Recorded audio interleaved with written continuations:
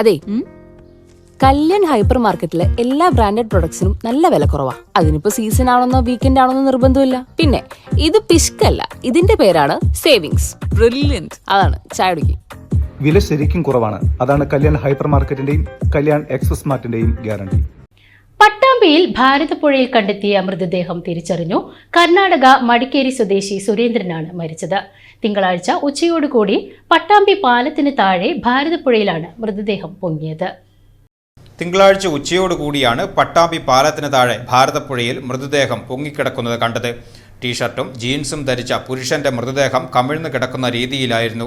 വിവരമറിഞ്ഞ് പട്ടാമ്പി തൃത്താല പോലീസ് സ്ഥലത്തെത്തി. ഫയർഫോഴ്സ് എത്തി മൃതദേഹം കരയ്ക്കെത്തിച്ച് പോക്കറ്റിൽ നിന്ന് ലഭിച്ച വോട്ടർ സ്ലിപ്പ് കേന്ദ്രീകരിച്ച് നടത്തിയ അന്വേഷണത്തിലാണ് കർണാടക മടക്കേരി സ്വദേശിയായ സുരേന്ദ്രനാണ് മരിച്ചതെന്ന് തിരിച്ചറിഞ്ഞത്. ഇയാൾ വർഷങ്ങളായി കർണാടകയിലെ കൊടക് ജില്ലയിലെ മടക്കേരിക്ക് സമീപം ഹൊദ്ദൂർ എന്ന സ്ഥലത്താണ് താമസിക്കുന്നത്. ഇക്കഴിഞ്ഞ ഏപ്രിൽ 1-ാം തീയതി അമ്മയുടെ നാടായ പാലക്കാട് ജില്ലയിലെ പെരിങ്ങോട് കോതച്ചിറയിലെത്തി 6-ന് പിതാവിൻ്റെ വീടായ ദേശമംഗലത്തേക്ക് പോവുകയായിരുന്നു. 7-ന് ദേശമംഗലത്ത് നിന്നും കൊടകിലേക്കെന്ന് പറഞ്ഞ് പോയതായാണ് ബന്ധുക്കൾ പറയുന്നത്. പിന്നീട് യാതൊരു വിവരവും ഇല്ലാതിരുന്ന സമയത്താണ് പട്ടാമ്പിപ്പുഴയിൽ മൃതദേഹം കണ്ടെത്തിയത്.